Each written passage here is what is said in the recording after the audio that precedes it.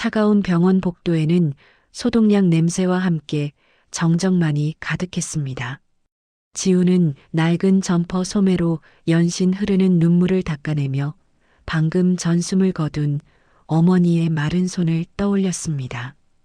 평생을 남의 집 화장실을 닦고 건물 계단을 청소하며 살아온 어머니였습니다. 지훈에게 어머니는 세상의 전부였고 동시에 풀지 못한 숙제와도 같은 존재였습니다. 지훈아, 미안하다. 이 못난 엄마 만나서 너까지 고생만 시켰어. 그것이 어머니의 마지막 유언이었습니다. 지우는 어머니가 남긴 유일한 유품인 보자기 하나를 품에 꼭 안았습니다. 그 안에는 어머니가 평생을 보물처럼 아끼며 장롱 깊숙이 숨겨두었던 낡은 나무 오르골 하나가 들어 있었습니다. 집으로 돌아온 지우는 불도 켜지 않은 채 텅 빈 방 안에서 보자기 매듭을 풀었습니다. 어둠 속에서 드러난 오르골은 세월의 풍파를 견디지 못한 듯 곳곳이 벗겨지고 낡아 있었습니다. 하지만 그 형태만은 우아했습니다. 일반적인 길거리에서 파는 조잡한 물건이 아니라는 것쯤은 지훈도 알 수 있었습니다. 엄마는 왜 이걸 그렇게 아꼈던 걸까? 지훈은 떨리는 손으로 오르골 옆면에 달린 태엽을 천천히 감았습니다. 기익기익. 녹슨 금속이 맞물리는 소리가 적막한 방 안에 울려 퍼졌습니다. 잠시 후 오르골의 뚜껑이 열리며 맑으면서도 어딘가 슬픈 멜로디가 흘러나왔습니다. 하지만 그것도 잠시, 멜로디는 몇 마디 못 가 삐걱거리며 멈춰버렸습니다. 마치 어머니의 고단했던 삶이 여기서 멈춘 것처럼 말입니다. 사연 시작 전 구독과 좋아요를 눌러주세요. 본격적인 이야기가 바로 시작됩니다. 지우는 28살의 청년입니다. 대학 졸업 후 변변한 직장을 구하지 못해 낮에는 택배 상하차 알바를, 밤에는 편의점 야간 근무를 하며 어머니의 병원비를 대왔습니다. 그런 지훈에게 어머니는 늘 안쓰러운 존재였습니다. 어머니는 젊은 시절의 이야기를 단 한 번도 들려준 적이 없었습니다. 친척도 친구도 없이 오로지 지훈과 단둘이서 이 모진 세상을 버텨왔을 뿐입니다. 지훈이 기억하는 어머니의 손은 항상 거칠었습니다. 독한 락스 냄새가 배어 있었고 겨울이면 손가락 마디마디가 갈라져 피가 맺히곤 했습니다. 그럼에도 어머니는 지훈에게만큼은 늘 환하게 웃어주셨습니다. 그 웃음 뒤에 어떤 거대한 비밀이 숨겨져 있는지 지훈은 꿈에도 생각지 못했습니다. 다음 날 아침 지훈은 밀린 집세를 내기 위해 다시 일터로 나가야 했습니다. 하지만 발걸음이 떨어지지 않았습니다. 책상 위에 놓인 오르골이 자꾸만 눈에 밟혔습니다. 멈춰버린 오르골을 보고 있자니 어머니가 못다한 이야기가 그 속에 갇혀 있는 것만 같았습니다. 지우는 홀린 듯 오르골을 집어들어 가방에 넣었습니다. 이걸 고치면 엄마가 하고 싶었던 말을 들을 수 있을까? 지우는 점심시간을 쪼개어 종로의 오래된 시계 수리 골목을 찾았습니다. 수십 년의 세월을 간직한 장인들이 모여 있는 그곳이라면 이 낡은 오르골을 고칠 수 있을지도 모른다는 희망 때문이었습니다. 골목 끝자락 간판도 제대로 달리지 않은 작은 수리점의 문을 열었습니다. 딸랑거리는 종소리와 함께 백발이 성성한 노인이 돋보기를 치켜뜨며 지훈을 맞이했습니다. 이거 고칠 수 있을까요? 지훈이 조심스럽게 오르골을 내밀자 노인의 눈이 가늘게 떨렸습니다. 노인은 장갑을 끼고 아주 조심스럽게 오르골을 받아들었습니다. 돋보기 너머로 오르골의 문양과 태엽의 구조를 살피던 노인의 입술이 파르르 떨리기 시작했습니다. 청년, 이 물건 어디서 났나? 노인의 목소리에는 단순한 호기심 이상의 경외감과 공포가 섞여 있었습니다. 지우는 당황하며 대답했습니다. 어머니 유품입니다. 평생 소중하게 간직하셨던 거예요. 노인은 한참 동안 말이 없었습니다. 그저 오르골 바닥에 새겨진 아주 작은 문양, 육안으로는 잘 보이지도 않는 금색 왕관, 무늬를 손가락으로 더듬을 뿐이었습니다. 이건 시중에서 구할 수 있는 물건이 아니야. 30년 전 국내 최고의 세공사가 딱 2개만 제작했던 한정판이지. 그중 하나는 실종된 선진그룹의 장녀 강수연 아가씨가 가지고 있었고, 노인의 말에 지훈의 심장이 쿵 내려앉았습니다. 선진그룹. 대한민국 사람이라면 누구나 아는 거대 재벌가의 이름이었습니다. 그리고 강수연. 지훈의 어머니 이름은 분명 강영숙이었습니다. 강수연. 이라고요? 지훈의 물음에 노인은 고개를 들어 지훈의 얼굴을 찬찬히 뜯어보았습니다. 노인의 눈에 경악의 빛이 서렸습니다. 청년. 자네 얼굴을 보니 내가 괜한 소리를 한 게 아닌 것 같군. 자네 그 눈매가 30년 전 세상을 떠들썩하게 만들었던 그 아가씨와 너무나 닮았어. 노인의 손에 들린 오르골이 삐걱 소리를 내며 아주 짧게 단 한 음의 멜로디를 내뱉었습니다. 그것은 마치 30년간 굳게 닫혀있던 거대한 진실의 문이 열리는 소리 같았습니다. 지훈은 갑작스럽게 덮쳐오는 혼란 속에서 오르골을 꽉 움켜쥐었습니다. 어머니는 누구였을까? 왜 평생을 청소부로 살며 이 값비싼 물건을 숨겨왔던 것일까? 그날 이후 지훈의 삶은 걷잡을 수 없는 폭풍 속으로 빨려 들어가기 시작했습니다. 수리점 노인의 말을 뒤로한 채 지훈은 도망치듯 가게를 빠져나왔습니다. 손에 든 오르골이 평소보다 훨씬 무겁게 느껴졌습니다. 선진그룹의 장녀 강수연. 지훈의 머릿속에는 방금 들은 낯선 이름들이 폭풍처럼 휘몰아쳤습니다.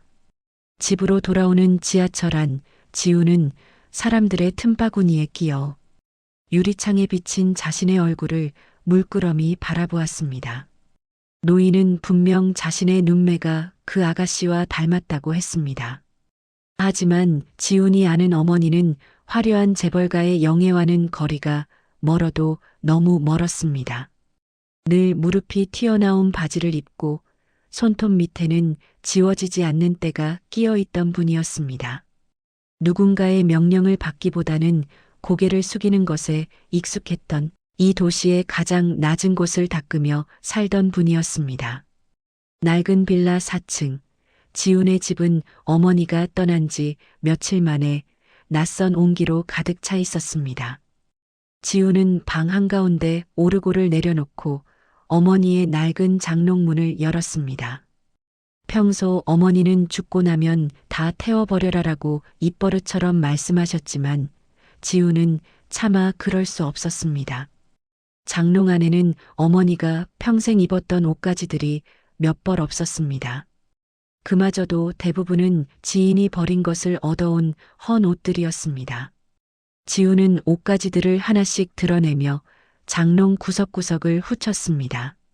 그러다 손끝에 딱딱한 무언가가 걸렸습니다. 장롱 밑바닥 바닥재 아래 마치 누군가에게 들키지 않으려는 듯 깊숙이 숨겨진 낡은 서류 봉투 하나가 있었습니다.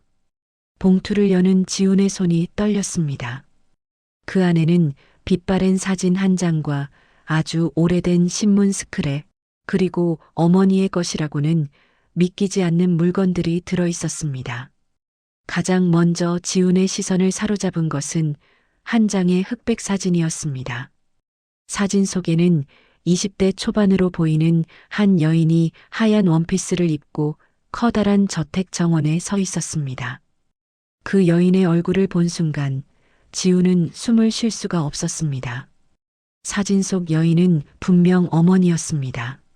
하지만 지훈이 본 적 없는 세상의 모든 행복을 다 가진 듯 눈부시게 밝은 미소를 짓고 있는 어머니였습니다. 이게 정말 우리 엄마라고? 사진을 뒤집어 보니 정갈한 필체로 이렇게 적혀 있었습니다. 1994년 여름 선진가 정원에서 수연, 수리점 노인이 말했던 이름이 사진 뒤에 선명하게 박혀 있었습니다. 지우는 혼란스러웠습니다. 어머니의 이름은 분명 강영숙이었습니다. 지훈의 출생신고서에도 어머니의 주민등록증에도 그렇게 적혀 있었습니다. 그렇다면 어머니는 왜 평생을 가명으로 살아야 했던 걸까요? 지훈은 봉투 안에 든 다른 서류들을 뒤졌습니다. 30년 전에 신문 기사 하나가 눈에 들어왔습니다. 선진그룹 장녀 강수연, 실종인가 가출인가, 재벌가 후계 구도의 파문. 기사 내용은 충격적이었습니다. 선진그룹의 장녀이자 촉망받던 피아니스트였던 강수연이 어느 날 갑자기 모든 연락을 끊고 사라졌다는 내용이었습니다.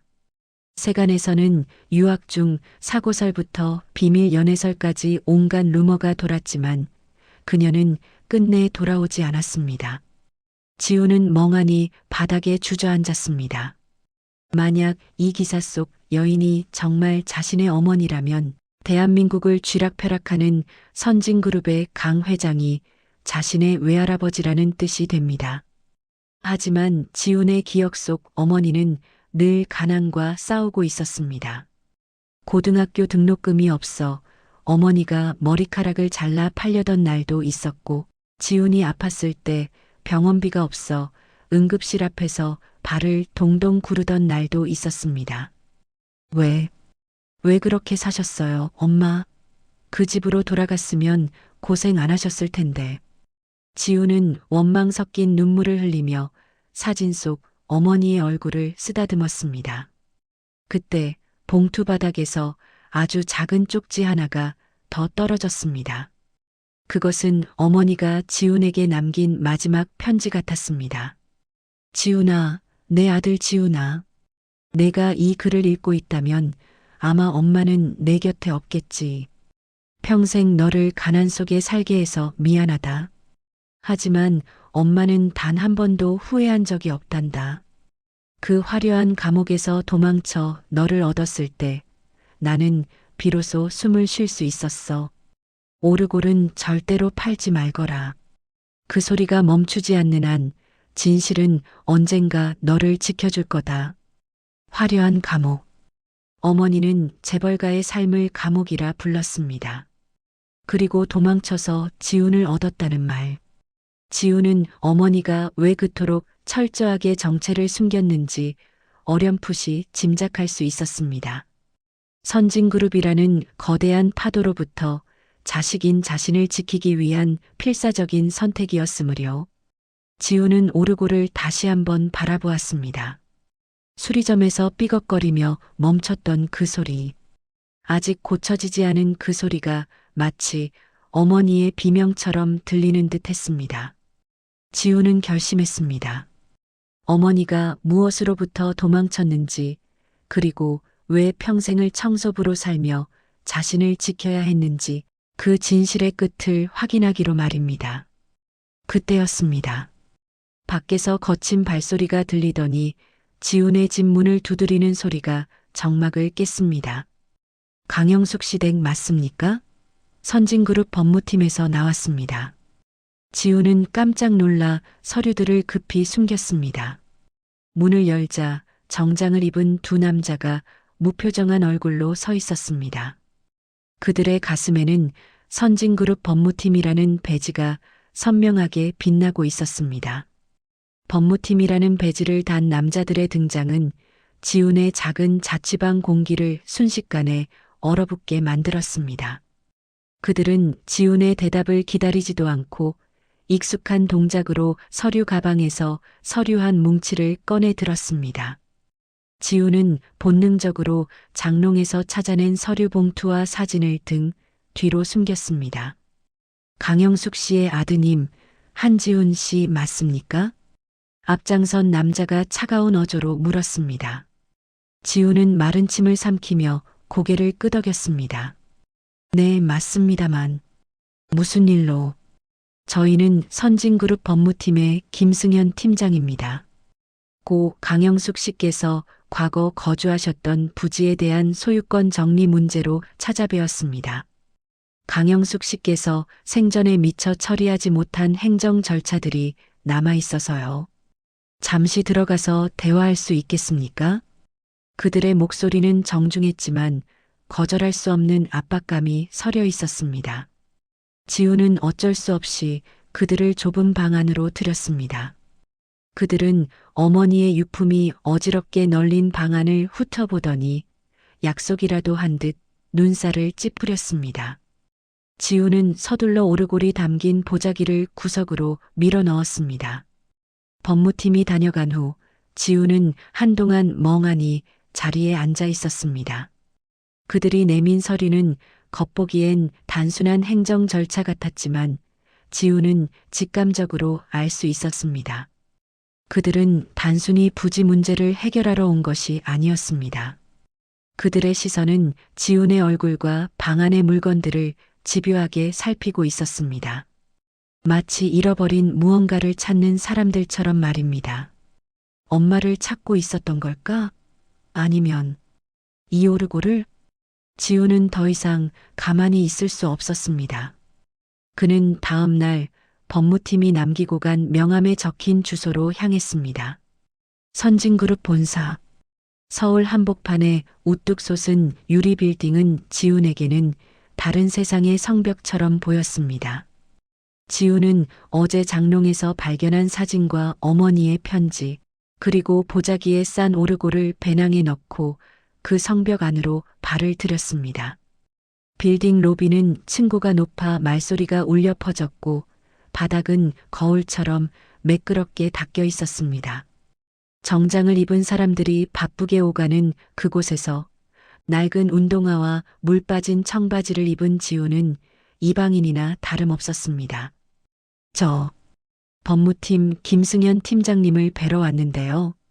안내 데스크의 직원은 지훈의 행색을 훑어보더니 차가운 미소를 지었습니다. 예약은 하셨나요? 예약이 없으시면 면담이 어렵습니다.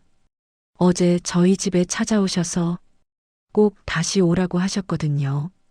지훈이 실랑이를 벌이고 있을 때였습니다.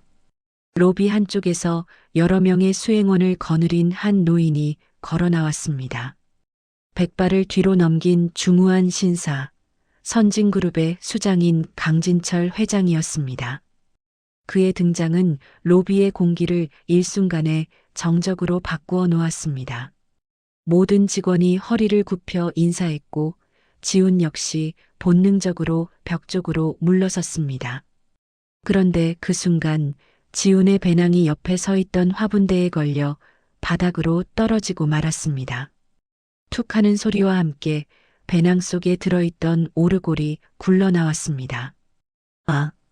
지훈이 급히 오르골을 주우려던 찰나 충격 때문인지 오르골의 태엽이 아주 미세하게 돌아갔습니다. 그리고 삐걱거리는 소리와 함께 맑고 청아한 실로폰 소리가 로비의 정막을 깼습니다. 도미솔도 단 네 음절이었습니다. 하지만 그 소리가 울려 퍼지는 순간 걸음을 옮기던 강 회장의 발이 그대로 멈춰 섰습니다. 강 회장의 어깨가 미세하게 떨리기 시작했습니다. 그는 천천히, 아주 천천히 고개를 돌려 바닥에 떨어진 낡은 오르골과 그것을 황급히 챙기려는 지훈을 바라보았습니다. 그 소리, 방금 그 소리, 내가 낸 것이냐? 강 회장의 목소리는 갈라져 있었습니다. 수행원들이 당황하며 지훈을 제지하려 했지만 강 회장은 손을 들어 그들을 멈춰 세웠습니다. 그는 홀린 듯 지훈에게 다가왔습니다.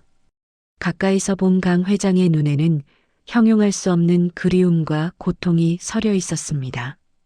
사연을 듣고 계신 여러분, 혹시 인생에서 단 한 번의 선택으로 모든 것이 바뀌어버린 경험이 있으신가요? 지금 지훈이 마주한 이 순간이 바로 그의 인생을 송두리째 바꿀 거대한 운명의 시작이었습니다. 구독과 좋아요로 지훈의 용기를 응원해주세요. 강 회장은 지훈의 앞에 서서 그를 가만히 내려다보았습니다. 지훈은 심장이 터질 것 같았습니다. 이 노인이 자신의 외할아버지일지도 모른다는 생각, 그리고 어머니가 그토록 두려워하며 도망쳤던 그 화려한 감옥의 주인이라는 사실이 그를 압도했습니다. 그 오르골, 어디서 났느냐? 누가 너에게 준 것이냐? 강 회장의 물음은 외침에 가까웠습니다.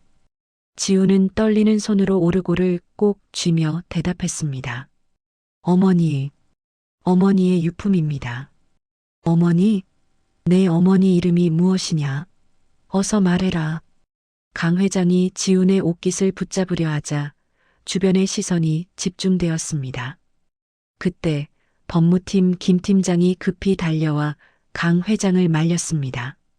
회장님, 진정하십시오. 사람들이 보고 있습니다.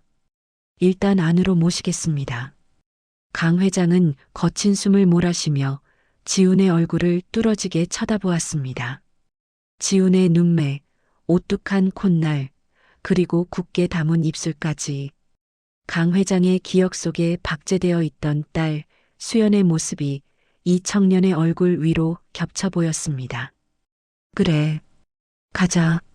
안으로 들어가서 이야기하자.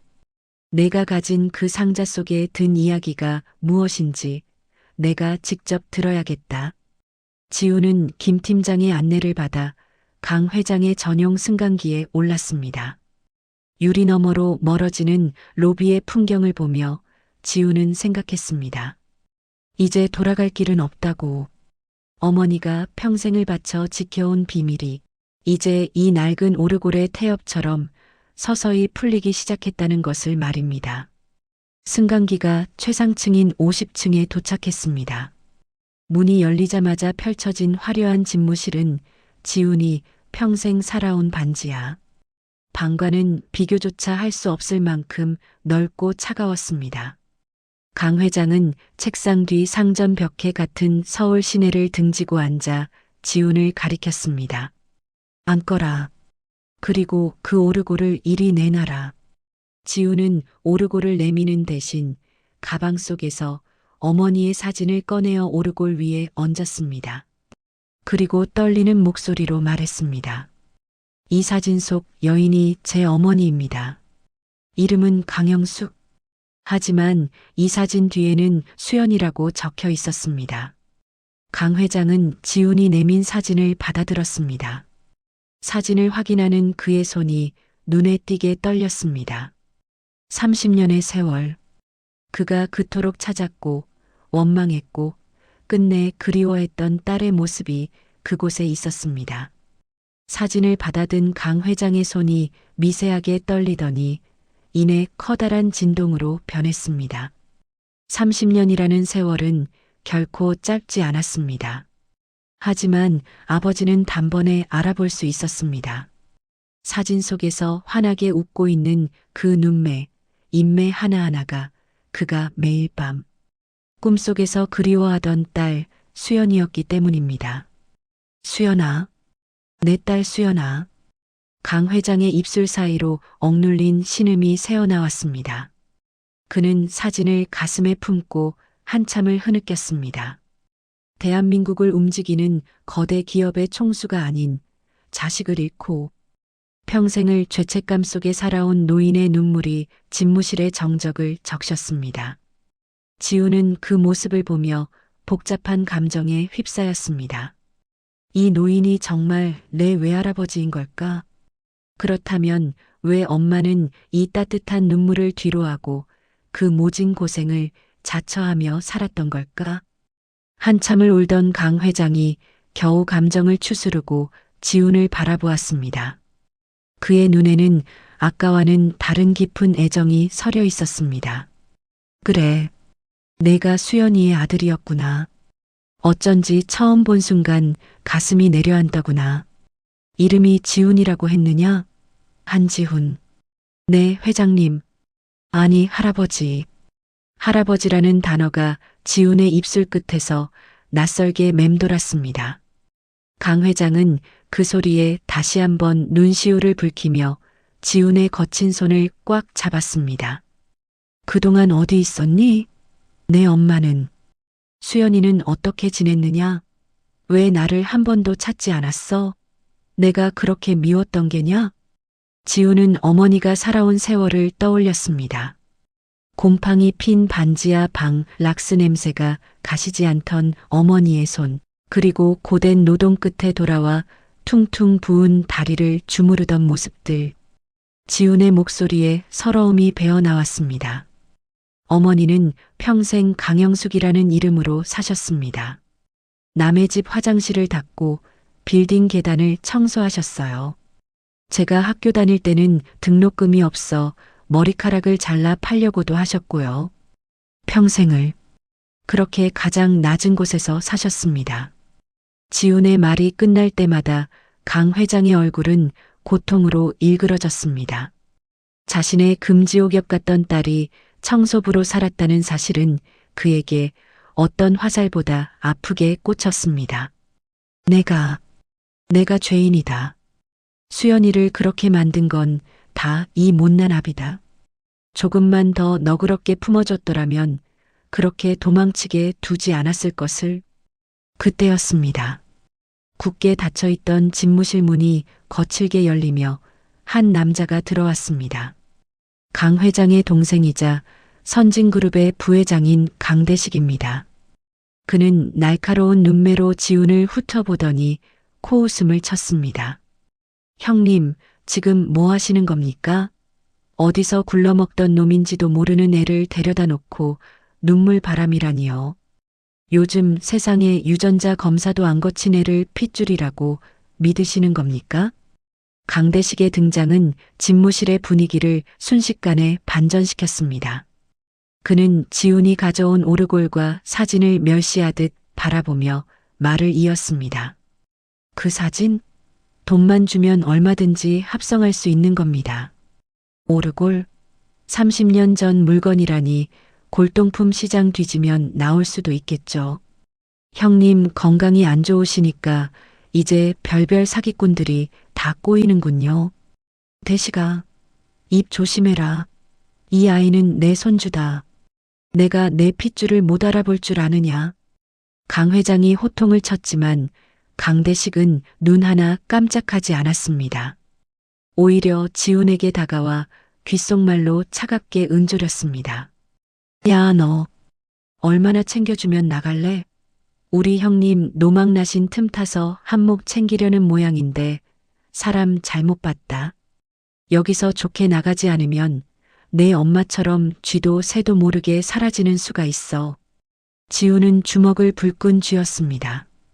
어머니의 이름을 모욕하는 그를 용서할 수 없었습니다. 하지만 지훈은 알고 있었습니다. 여기서 소란을 피우는 것은 강대식이 바라는 것을요. 지훈은 강대식의 눈을 똑바로 응시하며 차분하게 말했습니다. 저는 돈을 바라고 온 게 아닙니다. 어머니가 왜 이곳을 떠나야 했는지, 그리고 어머니가 남긴 이 오르골 속에 어떤 진실이 있는지 알고 싶을 뿐입니다. 그 진실이 밝혀지기 전까지는 저는 한 발짝도 움직이지 않을 겁니다. 지훈의 단호한 태도에 강대식의 얼굴이 험악하게 일그러졌습니다. 강 회장은 지훈의 어깨를 감싸 안으며 김 팀장을 불렀습니다. 김 팀장, 지훈이를 일단 우리 집으로 데리고 가게. 그리고 최고의 팀을 꾸려라. 수연이의 지난 30년을 단 하루도 빠짐없이 조사해.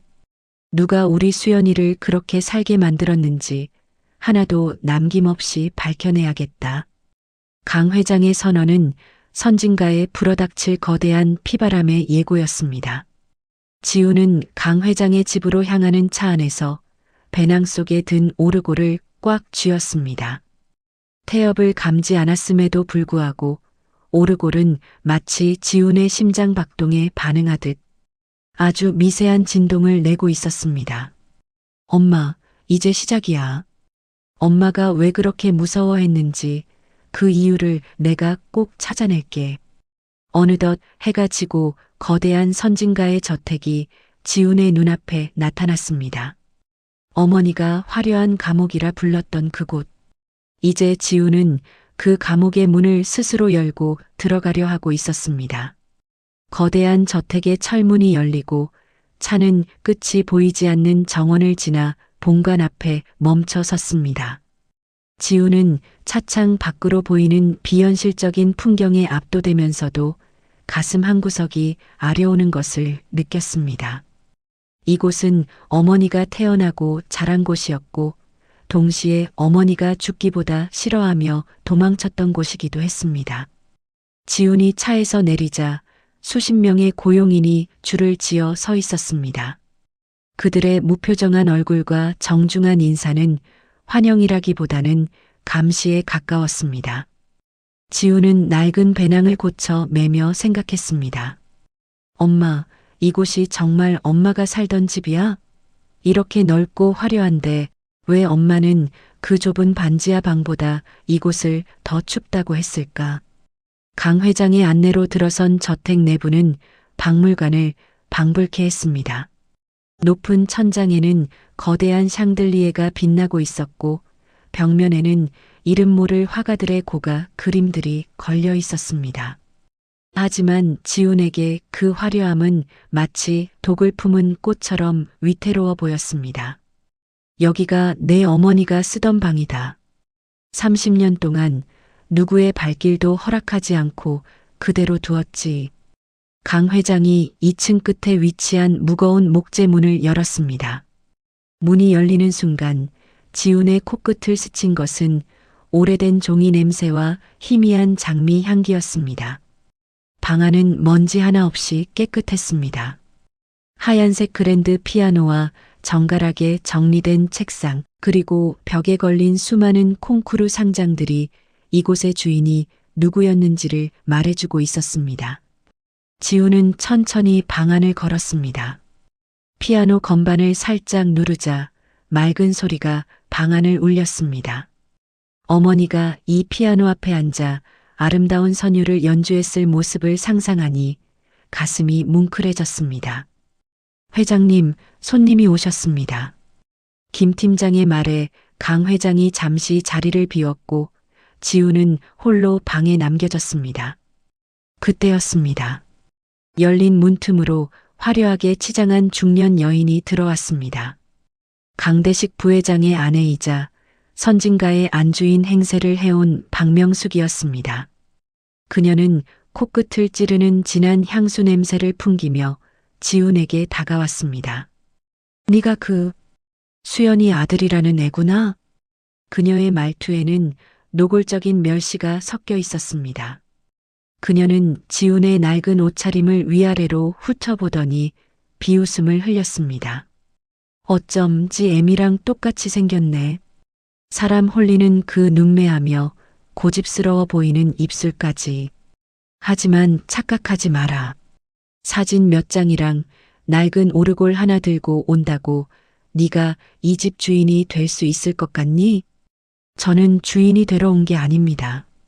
어머니가 왜 이곳을 떠나야 했는지 알고 싶을 뿐입니다. 지훈의 대답에 박명숙의 눈이 가늘게 떨렸습니다. 그녀는 지훈의 곁으로 바짝 다가와 낮고 서늘한 목소리로 속삭였습니다. 네 애미가 왜 도망쳤는지 알려줄까? 그건 수연이가 감당하지 못할 짓을 저질렀기 때문이야. 이 집안의 명예에 먹칠을 하고 형님 강 회장의 가슴에 대못을 받고 나간 건 바로 네 애미란 말이다. 너 같은 불청객이 나타나서 다시 그 상처를 헤집는 걸 내가 가만히 보고 있을 것 같니? 박명숙은 지훈의 배낭에서 삐죽 튀어나온 오르골을 낚아채려 했습니다. 지훈이 반사적으로 오르골을 뒤로 감추자 그녀의 얼굴이 흉측하게 일그러졌습니다. 그까진 낡은 나무 상자가 뭐라고. 당장 내놔. 이 집안 물건은 단 하나도 밖으로 나갈 수 없어. 소란이 커지자 강 회장이 다시 나타났습니다. 지금 여기서 뭐 하는 짓인가? 강 회장의 호통에 박명숙은 언제 그랬냐는 듯 자애로운 표정으로 얼굴을 바꿨습니다. 아이고 회장님, 수연이 아들이 왔다고 해서 반가운 마음에 인사하러 왔죠. 애가 참 싹싹하네요. 그녀는 지훈을 향해 섬뜩한 미소를 지어 보이고는 방을 나갔습니다. 지우는 그녀가 나간 문을 한참 동안 응시했습니다. 어머니가 느꼈을 공포와 압박이 피부로 전해지는 것 같았습니다.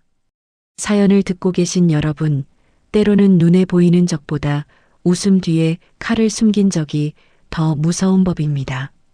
지훈이 마주한 선진가는 따뜻한 보금자리가 아니라 사방이 적으로 둘러싸인 전쟁터였습니다. 지훈이 이 험난한 곳에서 진실을 찾아낼 수 있도록 응원의 댓글 부탁드립니다. 그날 밤 지훈은 어머니의 침대에 누워 잠을 청했지만 쉽게 잠이 오지 않았습니다. 자꾸만 박명숙의 말이 귓가를 맴돌았습니다. 감당하지 못할 짓을 저질렀다. 어머니는 대체 무엇 때문에 그토록 쫓기듯 도망쳐야 했을까요? 지우는 머리맡에 둔 오르골을 만지작거렸습니다. 문득 아까 낮에 수리점 노인이 했던 말이 떠올랐습니다. 바닥에 새겨진 금색 왕관무늬. 지우는 스탠드 불빛 아래에서 오르골 바닥을 찬찬히 살폈습니다. 그런데 평소에는 보이지 않던 미세한 틈이 보였습니다. 지우는 손톱 끝을 이용해 조심스럽게 그 틈을 벌렸습니다. 그러자 오르골의 밑판이 이중으로 되어 있다는 사실이 드러났습니다.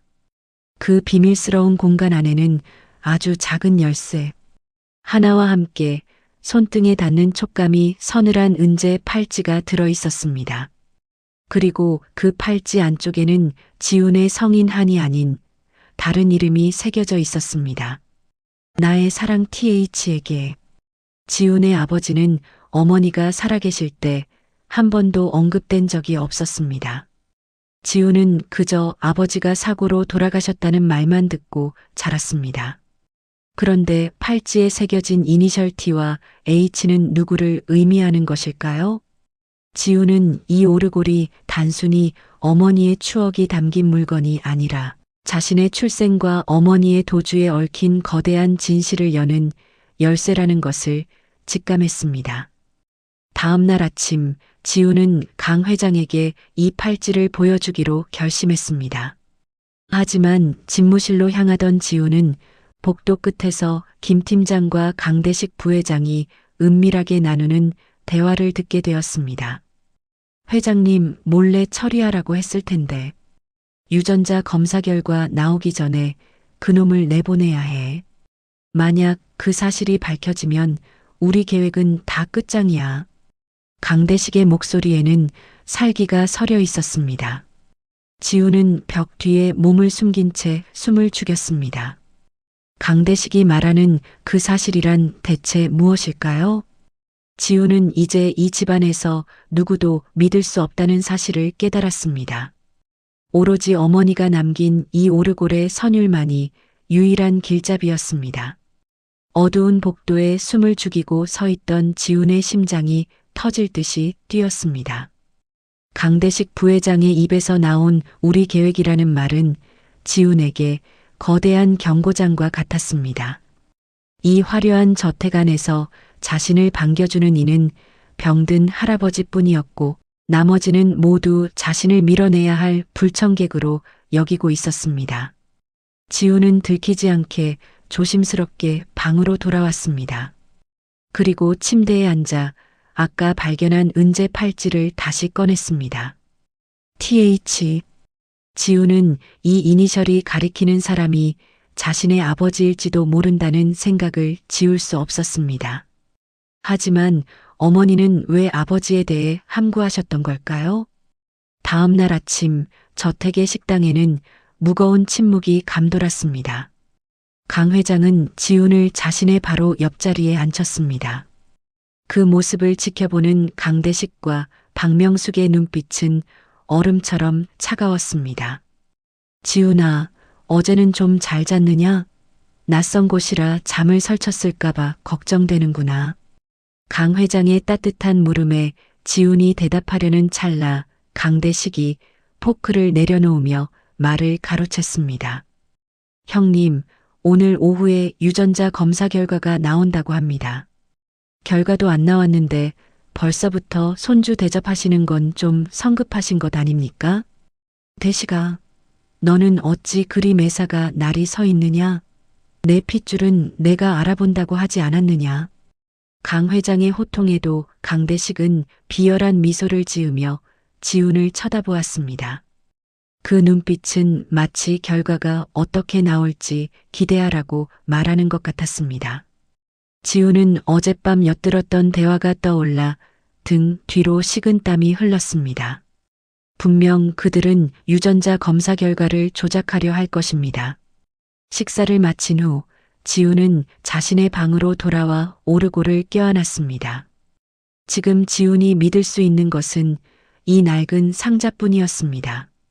지훈은 어젯밤 찾아낸 은재 팔찌를 만지작거리다 문득 오르골의 태엽 소리에 집중하게 되었습니다. 기익기익. 태엽을 감을 때마다 들리는 그 금속질의 마찰음. 그런데 자세히 들어보니 단순한 소음이 아니었습니다. 일정한 리듬이 있었습니다. 지훈은 귀를 오르골에 바짝 대고 태엽을 천천히 감았습니다. 하나, 둘, 셋. 멈췄다가 다시 하나, 둘. 지훈은 직감적으로 이것이 어떤 암호라는 것을 깨달았습니다. 어머니는 피아니스트였습니다. 리듬과 숫자에 누구보다 민감했던 분이었죠. 지훈은 종이와 펜을 꺼내 태엽이 걸리는 지점의 횟수를 적기 시작했습니다. 072159. 6자리의 숫자. 이것은 무엇을 의미하는 것일까요? 지훈의 아버지가 쓰던 계좌번호일까요? 아니면 어떤 금고의 비밀번호일까요? 지훈이 숫자의 의미를 고민하고 있을 때 방문이 거칠게 열리며 김 팀장이 들어왔습니다. 한지훈 씨, 회장님께서 부르십니다. 검사 결과가 도착했습니다. 지훈은 급히 숫자가 적힌 종이를 주머니에 쑤셔 넣었습니다. 심장이 입 밖으로 튀어나올 것만 같았습니다. 거실로 내려가자 강 회장이 침통한 표정으로 서류 봉투를 쥐고 있었습니다. 그 옆에서 강대식은 의기양양하게 팔짱을 끼고 지훈을 비웃고 있었습니다. 형님, 어서 읽어보시죠. 이 사기꾼 녀석의 정체가 드러날 테니까요. 강 회장의 떨리는 손이 봉투를 열었습니다. 종이를 꺼내 한참을 읽어 내려가던 강 회장의 얼굴이 순식간에 창백해졌습니다. 그는 믿을 수 없다는 듯 종이를 바닥에 떨어뜨렸습니다. 그럴 리가 없어. 수연이 아들이 맞는데. 어떻게. 바닥에 떨어진 서류에는 굵은 글씨로 이렇게 적혀 있었습니다. 친자관계 불성립 0%. 이것 보십시오, 형님. 제가 뭐라고 했습니까? 어디서 굴러먹던 놈이 오르골 하나 들고 와서 우리 집안을 집어삼키려 한 거라고요. 강대식의 외침과 동시에 박명숙이 지훈의 팔을 거칠게 낚아챘습니다. 당장 이 집에서 나가. 감히 여기가 어디라고 발을 들여. 경찰에 신고하기 전에 당장 꺼져. 지훈은 머릿속이 하얘졌습니다. 분명히 어젯밤 강대식이 조작을 모의하는 소리를 들었는데 막상 결과가 이렇게 나오니 아무 말도 할 수 없었습니다. 강 회장은 충격에 휩싸여 가슴을 움켜쥐고 쓰러졌습니다. 회장님, 형님. 거실은 순식간에 아수라장이 되었습니다. 구급차가 오고 사람들이 몰려드는 틈을 타 강대식은 지훈에게 다가와 싸늘하게 속삭였습니다. 내가 경고했지? 곱게 나갔으면 돈이라도 챙겨줬을 텐데. 이제 넌 무단 침입의 사기 미수로 감옥행이야. 그리고 그 낡은 오르골은 우리가 보관하마. 수연이 유품이니까. 강대식의 부하들이 지훈의 배낭을 빼앗으려 했습니다. 지훈은 필사적으로 배낭을 품에 안고 저택 밖으로 뛰쳐나갔습니다. 빗줄기가 쏟아지기 시작한 정원을 가로지르며 지훈은 눈물을 삼켰습니다. 엄마 어떡해. 할아버지는 쓰러지시고 나는 사기꾼이 됐어. 내가 어떻게 해야 진실을 밝힐 수 있을까? 빗속을 정처 없이 걷던 지훈은 문득 주머니 속에 든 종이를 떠올렸습니다. 072159. 사연을 듣고 계신 여러분, 세상 모두가 나를 가짜라고 말할 때 어머니가 남긴 단 하나의 진실이 지훈의 손에 쥐어져 있었습니다. 지훈은 과연 이 숫자의 비밀을 풀고 자신의 자리를 되찾을 수 있을까요? 구독과 좋아요로 지훈의 반격을 응원해 주세요. 지훈은 쏟아지는 비를 맞으며 다시 종로의 그 낡은 수리점으로 향했습니다. 그 노인이라면 이 오르골에 새겨진 숫자의 의미를 알고 있을지도 모릅니다. 하지만 수리점에 도착했을 때 지훈을 기다리고 있는 것은 굳게 닫힌 셔터와 그 위에 붙은 강제 철거 딱지였습니다. 마치 누군가 지훈의 앞길을 미리 알고 모두 차단해버린 것처럼 말입니다. 그때 지훈의 뒤에서 낡은 트럭 한 대가 멈춰 섰습니다. 차창이 내려가고 뜻밖의 인물이 얼굴을 내밀었습니다. 청년 아직 살아있었구만. 어서 타게. 자네를 찾는 사람들이 서울 바닥을 다 뒤지고 있어.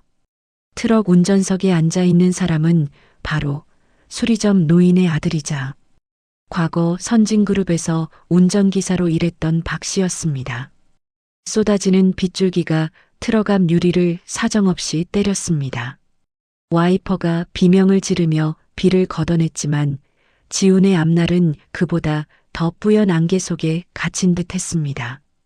트럭 안은 낡은 시트 냄새와 박 씨의 눅눅한 담배 향이 섞여 묘한 안도감을 주었습니다. 방금 전까지 있었던 그 차갑고 화려한 저택과는 대조적인 공간이었습니다. 괜찮나 청년. 몰골이 말이 아니구만. 박 씨는 조심스럽게 수건 한 장을 건넸습니다. 지훈은 젖은 머리를 털며 물었습니다.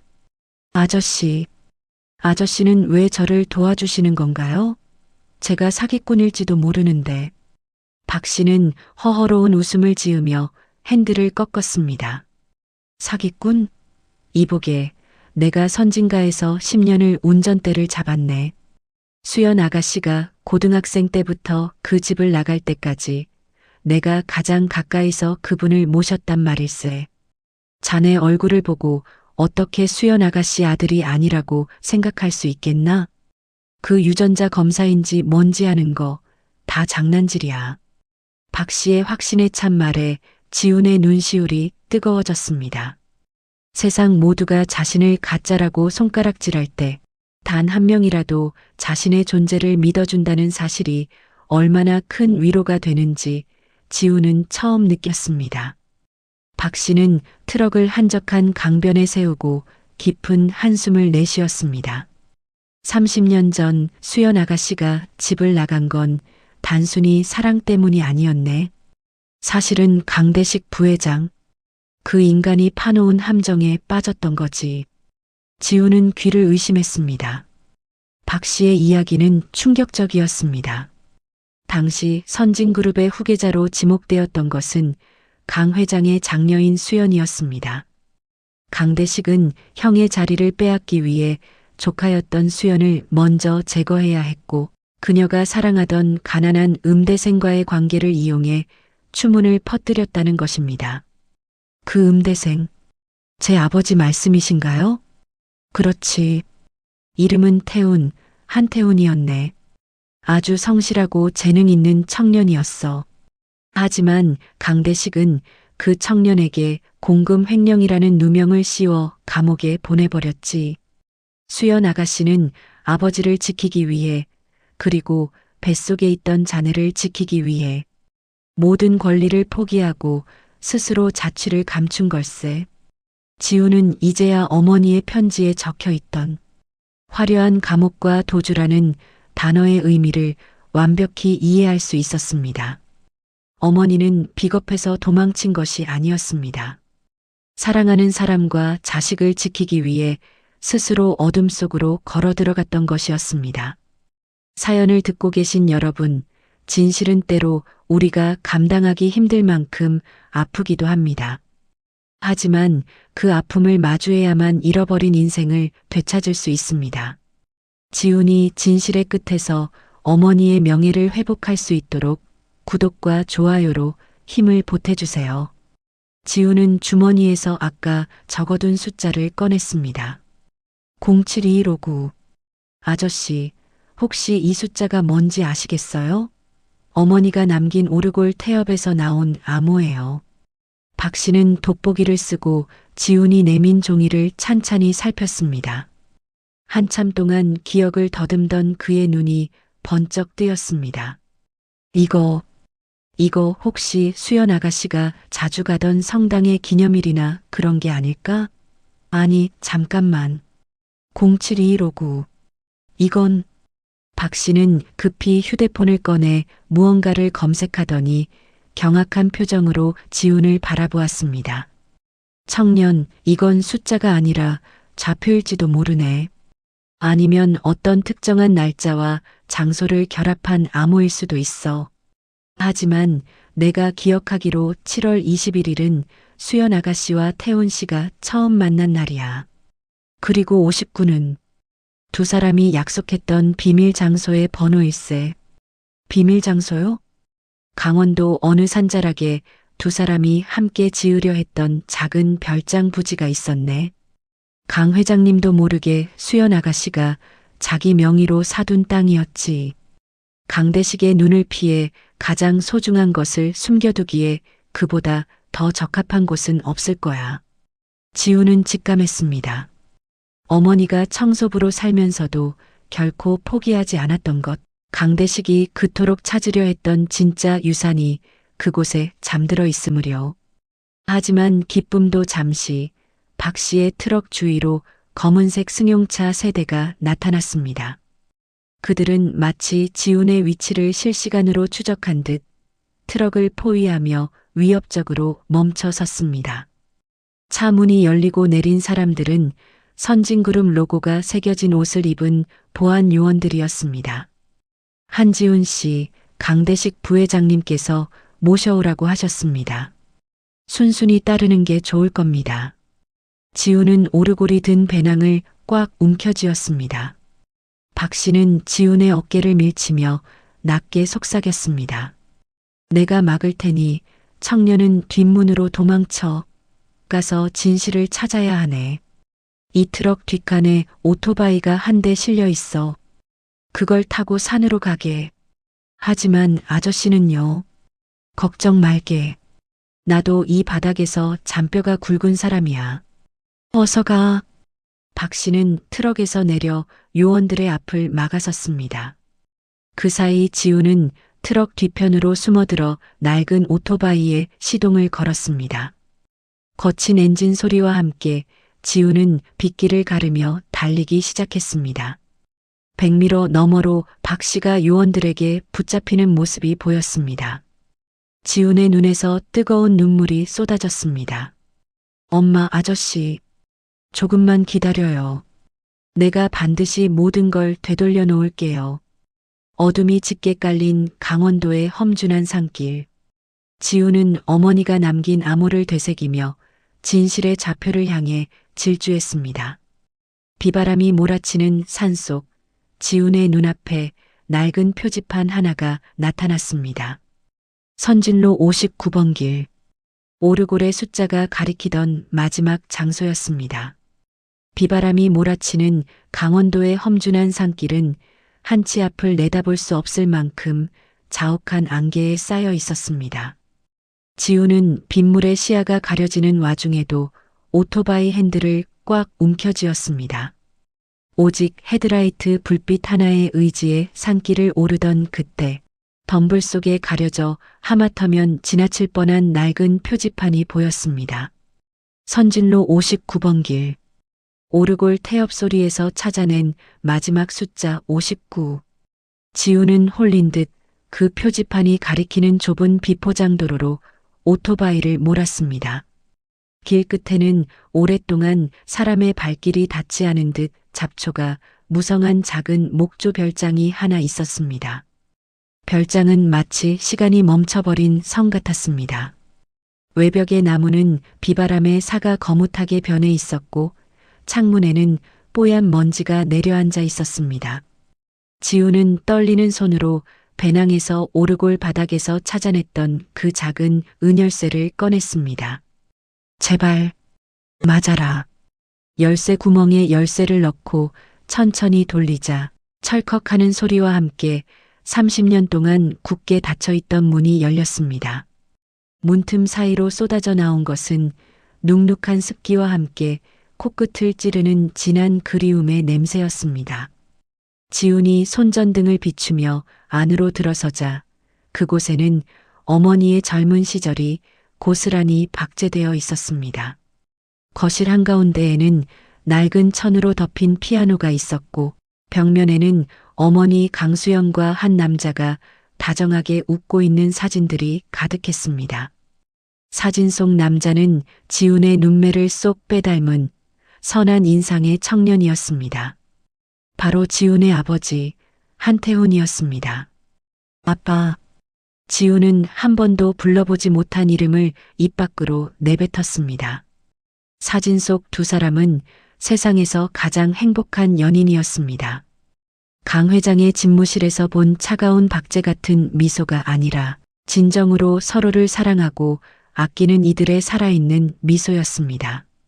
지훈은 사진들을 지나 별장 안쪽의 작은 서재로 향했습니다. 그곳 책상 위에는 빛바랜 일기장 한 권과 함께 녹음기 하나가 놓여 있었습니다.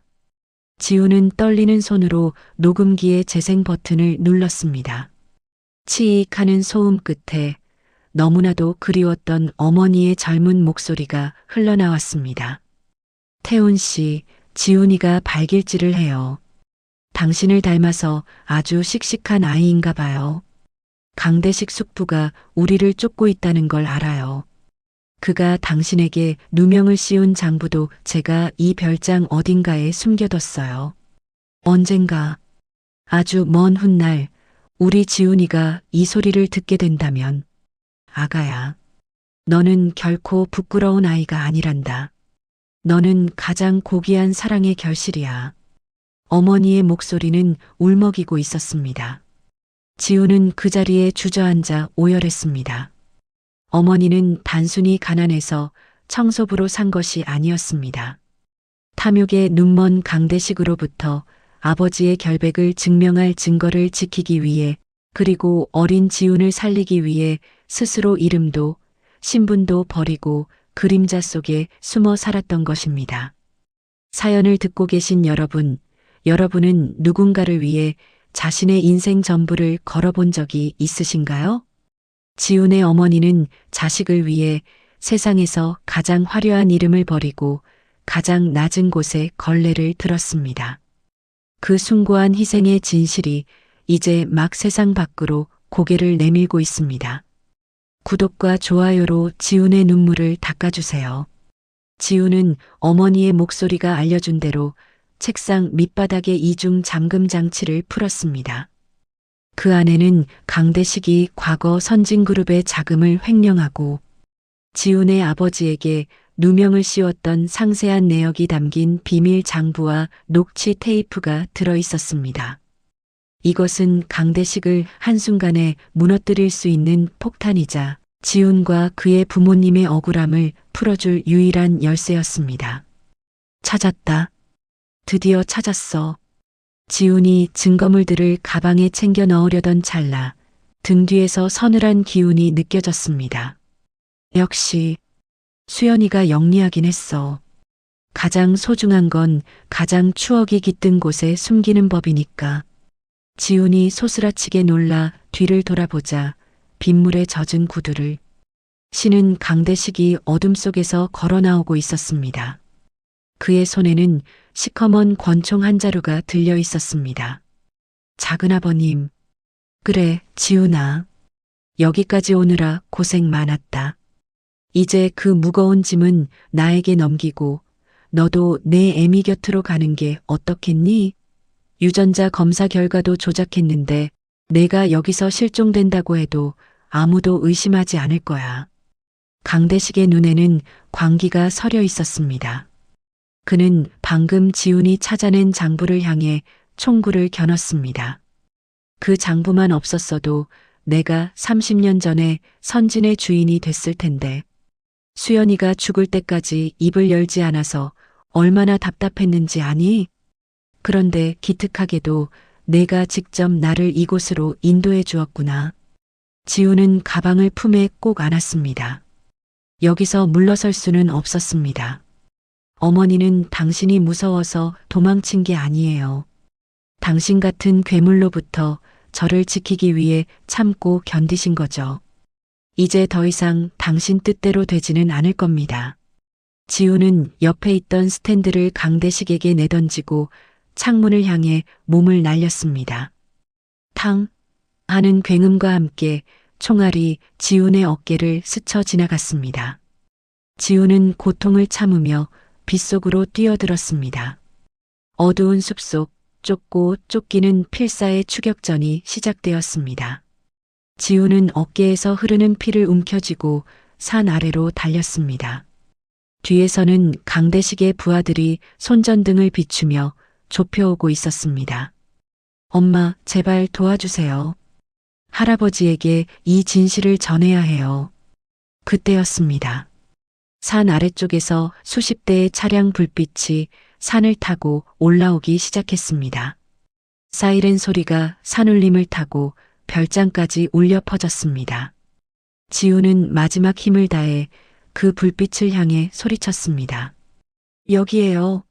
도와주세요. 그 불빛의 정체는 무엇일까요? 그리고 지우는 이 절체절명의 위기에서 벗어나 강 회장에게 진실을 전달할 수 있을까요? 산허리를 타고 올라온 불빛들이 지훈의 눈을 멀게 할 만큼 강렬하게 쏟아졌습니다. 빗줄기에 굴절된 헤드라이트 빛은 마치 지옥에서 구원하러 온 천사의 날개처럼 보였습니다. 지훈은 어깨의 통증조차 잊은 채 가방을 가슴에 품고 그 빛을 향해 비틀거리며 달려갔습니다. 여기에요. 제발 도와주세요. 지훈의 외침이 빗소리를 뚫고 울려 퍼졌습니다. 수십 대의 차량이 급브레이크를 밟으며 멈춰섰고 문이 열리며 검은 정장을 입은 사내들이 쏟아져 나왔습니다. 그들 사이로 낯익은 얼굴이 보였습니다. 바로 강 회장의 비서실장이자 법무팀을 이끌던 김승현 팀장이었습니다. 한지훈 씨, 무사하십니까? 김 팀장이 다급하게 지훈을 부축했습니다. 지훈은 안도감에 다리가 풀려 주저앉으면서도 가슴에 안은 가방만은 놓지 않았습니다. 이 안에 모든 게 들어있어요. 우리 엄마가 평생 지키려고 했던 것들, 그리고 강대식 부회장의 추악한 진실까지요. 그때 뒤를 쫓아온 강대식이 거친 숨을 몰아쉬며 나타났습니다. 그의 손에는 여전히 총이 들려 있었고 광기에 찬 눈은 지훈과 김 팀장을 번갈아 보았습니다. 김 팀장, 지금 뭐 하는 짓인가? 당장 그놈을 나에게 넘겨. 그놈은 가짜야. 우리 형님을 속이고 돈을 뜯어내려는 사기꾼이란 말이다. 강대식의 사자 후에 김 팀장은 차가운 표정으로 그를 마주 보았습니다. 김 팀장은 허리를 굽히는 대신 오히려 품에서 서류 한 장을 꺼내 들었습니다. 부회장님, 착각하고 계시는 것 같군요. 저는 회장님의 명령을 따를 뿐입니다. 그리고 방금 전 회장님께서 깨어나셨습니다. 강대식의 얼굴이 순식간에 흑빛으로 변했습니다. 뭐, 형님이 깨어났다고? 네. 그리고 회장님께서 제게 맡기신 마지막 임무는 부회장님께서 30년 전부터 저질러온 모든 비리를 조사하고 수연 아가씨를 내쫓기 위해 행했던 악행들을 낱낱이 밝히는 것이었습니다. 부회장님이 매수한 유전자 검사 기관 역시 이미 저희가 손을 써두었습니다. 진짜 결과는 이미 회장님 손에 들려 있죠. 지우는 멍하니 김 팀장을 바라보았습니다. 어젯밤 복도에서 엿들었던 대화는 사실 김 팀장이 강대식의 방심을 유도하기 위해 던진 미끼였던 것입니다. 김 팀장은 처음부터 지훈의 정체를 의심하지 않았고 오히려 지훈이 안전하게 별장에 도착해 증거를 찾을 수 있도록 뒤에서 그림자처럼 지켜보고 있었습니다. 사연을 듣고 계신 여러분, 진실을 밝히기 위해 때로는 적의 심장부로 들어가 자신을 속여야 할 때가 있습니다. 김 팀장의 침묵은 지훈을 위험에 빠뜨리기 위함이 아니라 강대식이라는 거대한 암초를 단번에 도려내기 위한 치밀한 전략이었습니다. 지훈의 복수가 이제 본격적으로 시작됩니다. 구독과 좋아요로 이 정의로운 반격을 응원해주세요. 강대식은 허탈한 듯 실소를 터뜨렸습니다. 아, 형님이 나를 속였단 말이지? 평생을 그 그늘 아래서 충견 노릇을 했는데 결국 끝까지 나를 믿지 않았단 거야? 회장님은 부회장님을 믿고 싶어 하셨습니다. 하지만 부회장님은 선을 넘으셨어요. 수연 아가씨를 사지로 몰아넣고 이제는 그 아들인 지훈 씨까지 죽이려 하시다니요. 김 팀장의 신호에 보안 요원들이 강대식을 포위했습니다. 강대식은 들고 있던 총을 떨어뜨리며 빗속에 무릎을 꿇었습니다. 30년 동안 쌓아 올린 탐욕의 성이 무너져 내리는 소리가 들리는 듯 했습니다. 지훈은 강대식에게 다가가 그의 눈을 똑바로 응시했습니다. 당신은 우리 엄마가 가졌던 가장 소중한 것들을 앗아갔어요. 하지만 엄마는 끝내 당신에게 지지 않았습니다. 엄마는 저를 키우며 매 순간 행복하다고 하셨거든요. 당신이 그 화려한 저택에서 불안에 떨며 지내는 동안 엄마는 반지하 방에서도 저를 보며 웃으셨어요. 당신은 절대로 엄마를 이길 수 없습니다. 지훈의 말은 어떤 칼날보다 예리하게 강대식의 가슴을 후벼 팠습니다. 강대식은 비명을 지르며 오열했지만 이미 늦은 후였습니다. 현장을 정리한 김 팀장은 지훈을 조심스럽게 차로 안내했습니다. 지훈 씨, 이제 병원으로 가야 합니다. 어깨 상처가 깊어요. 회장님께서 기다리고 계십니다. 아니요, 김 팀장님. 병원보다 먼저 가야 할 곳이 있어요. 지훈은 가방 속에서 낡은 오르골을 꺼냈습니다. 빗물에 젖었지만 그 고귀한 자태는 변함이 없었습니다. 이 오르골, 엄마의 30년 세월을 할아버지께 전해드려야 해요. 엄마가 얼마나 할아버지를 그리워했는지, 그리고 얼마나 당당하게 살아왔는지 말이에요. 차는 빗길을 뚫고 서울로 향했습니다. 지훈은 창밖을 보며 어머니를 생각했습니다. 이제 더 이상 숨지 않아도 된다고, 이제는 한지훈이 아닌 강수연의 아들로서 당당히 설 수 있게 되었다고 말입니다. 병원에 도착했을 때 강 회장은 산소호흡기에 의지한 채 초췌한 모습으로 침대에 기대어 있었습니다. 하지만 지훈이 들어서는 순간 노인의 눈에는 형형한 빛이 감돌았습니다. 지훈은 말없이 침대 곁으로 다가가 가방에서 증거 장부와 녹음기 그리고 오르골을 꺼내 놓았습니다. 할아버지, 제가 다 찾아왔어요. 엄마가 지켰던 것들, 그리고 아빠의 결백까지요. 강 회장은 가늘게 떨리는 손으로 오르골을 어루만졌습니다. 그리고 지훈의 상처 입은 어깨를 보며 눈물을 흘렸습니다. 미안하다. 내가 너무 늦었구나. 내 애미를 그 차가운 길바닥으로 내몰고 너까지 이렇게 다치게 만들었어. 나를 용서하지 마라, 지훈아. 지훈은 할아버지의 거친 손을 두 손으로 꼭 잡았습니다. 엄마는 할아버지를 원망하지 않았어요. 이 오르골 소리를 들을 때마다 할아버지가 쳐주시던 피아노 소리가 생각난다고 하셨거든요. 엄마는 할아버지를 사랑하셨습니다. 그 순간 지훈의 손에 들려있던 오르골이 태엽을 감지도 않았는데 스스로 작동하기 시작했습니다. 띠링, 띠리링. 삐걱거리던 소리는 온데간데였고 세상에서 가장 맑고 청아한 선율이 병실 안을 가득 채웠습니다. 30년 만에 제 목소리를 찾은 오르골의 노래였습니다. 그 노래는 마치 어머니 수연이 두 사람의 화해를 축복하며 곁에서 속삭이는 소리 같았습니다. 하지만 평화로운 순간도 잠시 병실 문이 열리고 검찰 수사관들이 들이닥쳤습니다. 강진철 회장님, 선진그룹 비자금 조성 혐의로 긴급 체포합니다.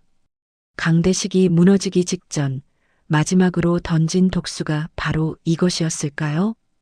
강 회장과 지훈의 앞에는 또 다른 거대한 폭풍이 기다리고 있었습니다. 검찰 수사관들의 등장은 갓 피어난 재회의 기쁨을 산산조각 냈습니다. 강 회장의 병실은 순식간에 법 집행의 현장으로 변질되었고 지훈은 어깨의 통증보다 더한 가슴의 통증을 느끼며 그 광경을 지켜봐야 했습니다. 강 회장은 가쁜 숨을 몰아쉬면서도 지훈의 손을 놓지 않았습니다. 회장님, 비자금 조성 및 횡령 혐의로 구속영장이 발부되었습니다. 함께 가주셔야겠습니다. 수사관의 차가운 목소리에 지훈이 앞을 가로막았습니다. 말도 안 돼요. 할아버지는 지금 위독하세요. 게다가 이건 다 강대식 부회장이 꾸민 일이라고요. 그 증거가 여기 다 있는데. 지훈이 가방을 들어 보이려 했지만 수사관들은 요지부동이었습니다. 그 장부 역시 조사 대상입니다. 증거인멸의 우려가 있어 모두 압수하겠습니다. 수사관들은 지훈의 손에서 가방을 거칠게 뺏어갔습니다. 지훈은 무력감에 주저앉았습니다. 강대식은 무너지기 직전 자신이 관리하던 비자금의 책임을 모두 강 회장에게 덮어씌우는 정교한 덫을 놓았던 것입니다. 30년 전 지훈의 아버지에게 누명을 씌웠던 그 방식 그대로 말입니다. 강 회장은 힘겹게 지훈을 불러 세웠습니다. 지훈아, 울지 마라. 이 정도 풍파는 예상했던 게다. 대식이가 제 목줄이 조여오니 마지막 발악을 하는구나. 할아버지, 제가 어떻게든 할게요. 제가 증명할게요. 강 회장은 지훈의 손등을 가볍게 두드리며 김 팀장을 바라보았습니다. 김 팀장, 이제 내 손주는 자네가 지켜주게. 그리고 수연이가 남긴 그 오르골. 그것만은 절대로 저들에게 넘겨주지 마. 김 팀장은 굳은 표정으로 고개를 끄덕였습니다. 지훈은 수사관들이 할아버지를 휠체어에 태워 데려가는 모습을 보며 주먹을 꽉 쥐었습니다. 병실에 남겨진 것은 지훈과 김 팀장, 그리고 침대 위에 덩그러니 놓인 낡은 오르골뿐이었습니다. 사연을 듣고 계신 여러분, 악마는 결코 쉽게 물러서지 않습니다. 자신이 가진 모든 것을 잃을 위기에 처하자 강대식은 가장 잔인한 방법으로 반격을 가했습니다. 이제 지훈은 홀로 서야 합니다. 어머니가 30년을 견디며 지켜온 그 진실을 위해 지훈이 다시 일어설 수 있도록 구독과 좋아요로 함께 해주세요. 지훈은 오르골을 집어들었습니다. 수사관들이 장부와 녹음기는 가져갔지만 오르골은 단순한 유품으로 생각했는지 다행히 남겨두었습니다. 지훈은 오르골 바닥의 비밀 공간을 다시 살폈습니다. 그곳엔 이전에 발견했던 은재 팔찌가 여전히 빛나고 있었습니다. 김 팀장님, 할아버지가 말씀하신 오르골을 지키라는 말. 단순히 물건을 지키라는 뜻이 아니었죠? 김 팀장은 창밖을 보며 무겁게 입을 열었습니다. 네. 사실 강 회장님은 오래전부터 강대식 부회장의 비리를 알고 계셨습니다. 하지만 혈육이라는 이유로 그리고 수연 아가씨의 행방을 알 수 있는 유일한 실마리를 그가 쥐고 있었기에 참아오셨던 거죠. 저 오르골은 선진그룹의 진짜 주인을 증명하는 상징이기도 합니다. 김 팀장의 설명에 따르면 30년 전 강 회장은 딸 수연에게 그룹의 핵심 지분이 담긴 무기명 채권과 신탁 자산을 물려주었습니다. 그리고 그 자산에 접근할 수 있는 유일한 키가 바로 저 오르골 속에 숨겨져 있다는 소문이 선진가에 파다했습니다. 강대식이 수연을 쫓고 지훈을 제거하려 했던 진짜 이유가 바로 그것이었습니다. 지우는 오르골의 태엽을 다시 천천히 감았습니다. 072159. 좌표는 별장을 가리켰고 숫자는 별장 입구였어요. 하지만 그게 끝이 아닐 거예요. 엄마는 분명 더 중요한 걸 이 안에 숨겨두셨을 거예요. 지우는 오르골의 밑바닥을 더 깊게 파헤치기 시작했습니다. 시계 수리점에서 본 장인의 도구가 없었기에 지우는 조심스럽게 칼끝을 이용해 나무 틈새를 벌렸습니다. 그러자 오르골의 태엽 뭉치 뒤편, 아주 얇은 마이크로 필름 한 통이 들어있는 작은 홈이 나타났습니다. 찾았어요. 필름을 확인하기 위해 지훈과 김 팀장은 급히 선진그룹 보안실로 향했습니다. 그곳에서 현상된 필름 안에는 지훈이 상상조차 하지 못한 내용이 담겨 있었습니다. 그것은 강대식의 비자금 장부가 아니라 강대식이 30년 전 지훈의 아버지 한태훈을 사고로 위장해 살해하려 했던 계획서와 당시 사건을 은폐하기 위해 매수했던 경찰 관계자들의 명단이었습니다. 지훈의 아버지는 단순히 누명을 쓴 것이 아니었습니다.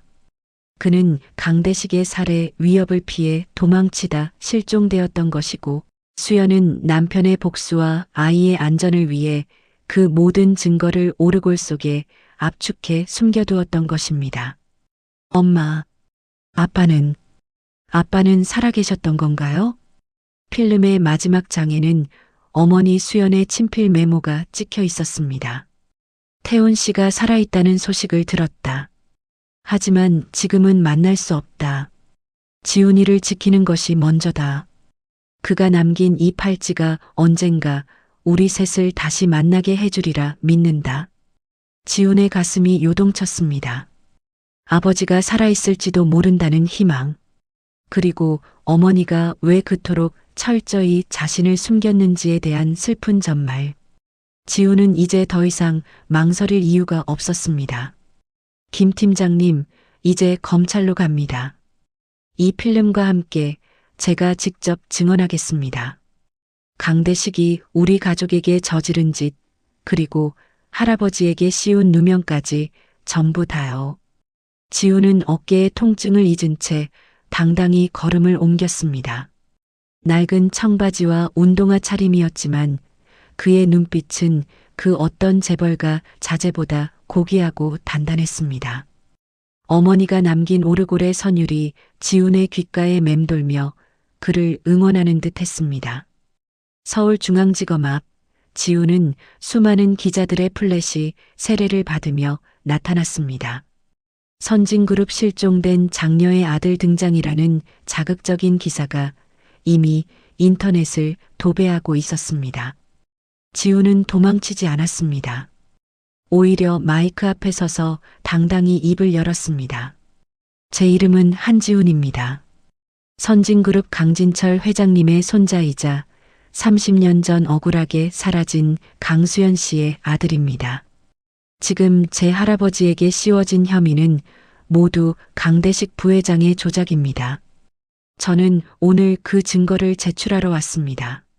지훈의 선언은 대한민국을 뒤흔들었습니다. 검찰 조사실로 들어선 지훈은 자신이 찾아낸 필름과 오르골의 비밀을 낱낱이 공개했습니다. 강대식의 살인 교사 혐의와 은폐 시도가 드러나자 검찰의 분위기는 급반전되었습니다. 조사가 이어지던 중 지훈에게 뜻밖의 인물이 찾아왔습니다. 그는 30년 전 한태훈 사건을 담당했던 퇴직 형사였습니다. 자네가 수연 아가씨 아들인가? 미안하네. 내가 너무 늦었지. 백발이 된 노 형사의 눈에는 눈물이 고여 있었습니다. 그는 지훈에게 두툼한 서류 봉투 하나를 건넸습니다. 강대식의 압력 때문에 당시엔 덮을 수밖에 없었네. 하지만 나도 양심이 있는 사람이라. 당시 사건 현장에서 발견된 한태훈 씨의 소지품을 몰래 보관해왔지. 봉투 안에는 피 묻은 회중시계 하나와 낡은 수첩이 들어있었습니다. 수첩의 첫 페이지에는 지훈의 태명인 희망이라는 이름과 함께 아버지가 지은 시 한 편이 적혀 있었습니다. 지우는 아버지의 흔적을 매만지며 소리 없이 울었습니다. 형사님, 제 아버지는 정말 돌아가신 건가요? 노영사는 조심스럽게 고개를 저었습니다. 현장에서 시신은 발견되지 않았네. 강대식은 죽었다고 믿었겠지만 누군가 태훈 씨를 구해준 흔적이 있었어. 그리고 최근에 강원도 요양원에서 태훈 씨와 닮은 사람을 봤다는 제보가 있었네. 지훈의 심장이 멎는 듯 했습니다. 아버지가 살아있다. 어머니가 그토록 그리워하고 지키려 했던 그 사람이 어딘가에서 자신을 기다리고 있을지도 모른다는 사실이 지훈을 다시 뛰게 만들었습니다. 가야 해요. 아버지를 찾아야 해요. 지훈은 검찰 조사를 마치자마자 김 팀장과 함께 강원도로 향했습니다. 진실은 이제 막바지를 향해 달려가고 있었습니다. 30년 전 멈춰버린 오르골의 태엽이 이제 세 가족의 운명을 다시 잇기 위해 힘차게 돌아가기 시작했습니다. 강원도로 향하는 차 안에서 지우는 창밖으로 빠르게 지나가는 풍경들을 멍하니 바라보았습니다. 어깨의 상처는 응급처치를 받아 욱신거렸지만 가슴속에서 요동치는 긴장감에 비하면 아무것도 아니었습니다. 옆자리에서 운전대를 잡은 김 팀장 역시 평소의 냉철함을 잃은 듯 미세하게 떨리는 손으로 핸들을 꽉 쥐고 있었습니다. 지훈 씨, 너무 큰 기대는 하지 않는 게 좋을지도 모릅니다. 30년이라는 세월은 많은 것을 변하게 하니까요. 그 노영사의 말이 사실이라 해도 태훈 씨의 상태가 어떤지는 아무도 모릅니다. 김 팀장의 조심스러운 조언에 지우는 품 안의 가방을 더 꽉 껴안았습니다. 그 안에는 어머니의 오르골과 아버지가 남긴 낡은 수첩이 들어 있었습니다. 알고 있습니다. 하지만 살아계신다면 단 한 번만이라도 아버지라고 불러보고 싶어요. 엄마가 평생 가슴에 품고 살았던 그 이름이잖아요. 강원도 횡성의 깊은 산골, 내비게이션에도 잘 나오지 않는 좁은 길을 따라 한참을 올라가자 평온의 집이라는 낡은 간판이 달린 작은 요양원이 나타났습니다. 빗물에 씻겨 내려간 마당에는 이름 모를 들꽃들이 피어 있었고 고요함만이 감도는 그곳은 마치 세상으로부터 잊혀진 섬 같았습니다. 지우는 차에서 내려 요양원 건물 안으로 발을 들였습니다. 낡은 복도에는 삶의 끝자락을 붙잡고 있는 이들의 무거운 공기가 내려앉아 있었습니다. 상담실로 향하는 지훈의 발걸음이 무거웠습니다. 무슨 일로 오셨나요? 면회 시간은 지났는데요. 나이가 지긋한 원장 수녀님이 안경을 고쳤으며 지훈을 맞이했습니다. 지훈은 떨리는 목소리로 노영사가 알려준 이름을 말했습니다. 여기 한태훈이라는 분이 계신가요? 30년 전쯤 이곳에 오셨을 수도 있고 이름이 바뀌었을 수도 있습니다. 수녀님은 잠시 생각에 잠기더니 고개를 저었습니다. 우리 요양원에 한태훈이라는 이름은 없습니다. 하지만 30년 전 산사태 현장에서 구조되어 이곳으로 온 무명 씨는 한 분 계시죠. 당시 머리를 심하게 다치셔서 본인의 이름도 나이도 기억하지 못하셨거든요. 지훈의 심장이 덜컥 내려앉았습니다. 수녀님은 지훈을 이끌고 요양원 뒷마당으로 향했습니다. 커다란 느티나무 아래 휠체어에 앉아 멍하니 숲을 바라보고 있는 한 노인이 보였습니다. 백발이 성성하고 마른 체구였지만 꼿꼿하게 편 등과 창밖을 응시하는 깊은 눈매는 지훈이 본 사진 속 그 청년과 닮아 있었습니다. 저분입니다. 평생 말씀을 거의 안 하세요. 그저 매일 저렇게 숲을 보시거나 가끔 손가락을 건반처럼 움직이실 뿐이죠. 지훈은 차마 발걸음을 떼지 못했습니다. 저 노인이 정말 자신의 아버지라면 어머니는 왜 그를 찾지 못했던 것일까? 아니, 어쩌면 강대식의 눈을 피해 서로를 지키기 위해 영원한 이별을 선택했던 것일까? 사연을 듣고 계신 여러분, 30년 만에 마주한 아버지의 뒷모습은 지훈에게 어떤 의미였을까요? 가장 그리워했던 순간이 가장 아픈 현실로 다가오는 법입니다. 지훈이 아버지의 기억을 깨우고 잃어버린 가족의 시간을 되찾을 수 있도록 구독과 좋아요로 응원해 주십시오. 지훈은 조심스럽게 노인의 곁으로 다가갔습니다.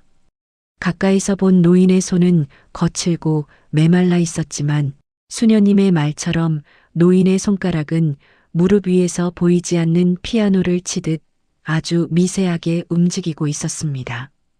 아버지. 지훈이 아주 작게 불렀지만 노인은 아무런 반응이 없었습니다.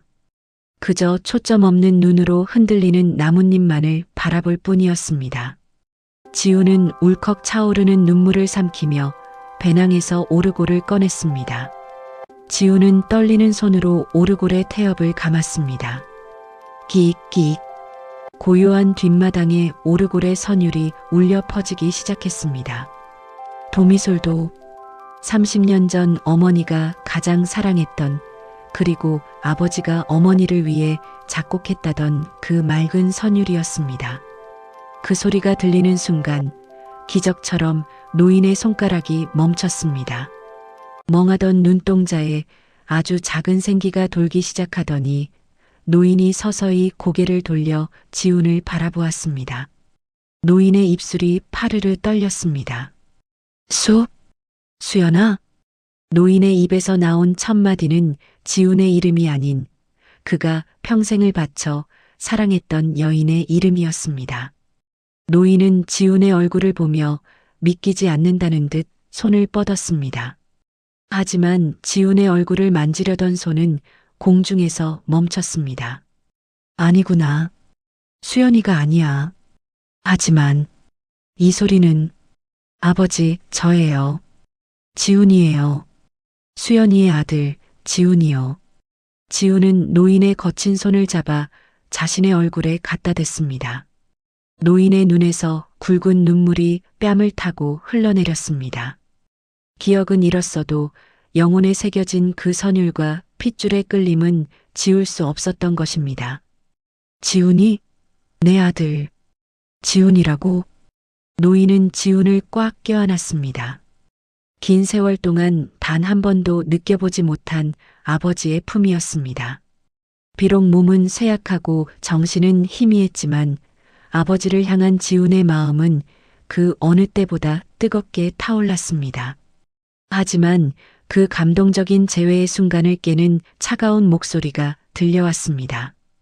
감동적인 상봉이군요. 하지만 이 상봉도 여기서 끝내야겠습니다.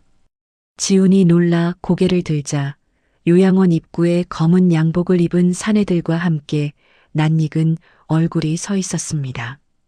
바로 강대식의 신복이자 그가 해외로 빼돌렸던 비자금의 관리자 최 이사였습니다. 그는 비열한 웃음을 지으며 손에 든 서류를 흔들어 보였습니다. 한태훈 씨, 아니 무명 씨, 당신은 이제 우리와 함께 가주셔야겠습니다. 부회장님께서 마지막으로 당신에게 남긴 유언이 있거든요. 강대식은 체포되었지만 그의 잔당들은 여전히 선진그룹의 마지막 유산을 가로채기 위해 발악하고 있었습니다. 그들에게 아버지는 살아있는 증거이자 마지막 신탁 자산을 열 수 있는 생체 인증의 수단이었던 것입니다. 지훈은 아버지를 등 뒤로 숨기며 김 팀장을 바라보았습니다. 김 팀장은 이미 휴대전화를 꺼내 어디론가 급히 연락을 취하고 있었습니다. 여긴 어떻게 알고 온 거지? 분명히 비밀리에 움직였을 텐데. 김 팀장의 물음에 최 이사가 요양원 수녀님을 비웃듯 바라보았습니다. 돈이면 안 되는 게 없죠. 이 낡은 요양원을 통째로 사버리는 것쯤이야 쉬운 일 아니겠습니까? 지훈은 분노로 온몸이 떨렸습니다. 30년 전 부모님을 찢어놓은 것도 모자라 이제야 겨우 만난 아버지를 다시 빼앗으려 하는 그들을 용서할 수 없었습니다. 지우는 오르골을 꽉 쥐고 최 이사를 향해 소리쳤습니다. 당신들 뜻대로는 절대 안 돼. 아버지는 내가 지킬 거야. 그때였습니다. 휠체어에 앉아있던 아버지가 지훈의 옷자락을 잡았습니다. 노인의 눈빛은 아까의 흐릿함은 온데간데 없이 서늘하고 단단한 빛을 내뿜고 있었습니다. 지훈아, 이 상자를 내게 주겠니? 아버지는 지훈의 손에서 오르골을 건네받았습니다. 그리고는 오르골 바닥의 금색 왕관 문양을 손가락으로 아주 특별한 순서로 누르기 시작했습니다. 그것은 지훈조차 몰랐던 진짜 오르골의 비밀 작동 방식이었습니다.